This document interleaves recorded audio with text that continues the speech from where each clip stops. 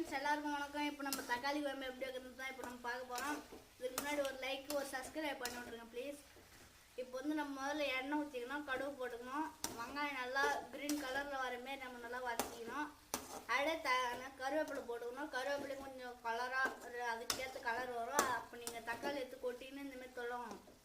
அது தொழிட்டு இப்போ நம்ம அது கொஞ்ச நேரம் நல்லா வேகிற மாதிரி. இப்போ நம்ம இதில் வந்து மிளகா உப்பு போடணும். நல்லா வெந்துச்சு. இப்போ நம்ம சால்ட் போடுவோம். போதும். பத்தணும் நம்ம அப்புறமேட்டு போட்டுக்கலாம். தண்ணி ஊற்றிக்கலாம். கொஞ்சம் மிளகாத்தூள் போட்டுக்கலாம் நண்பர்களே.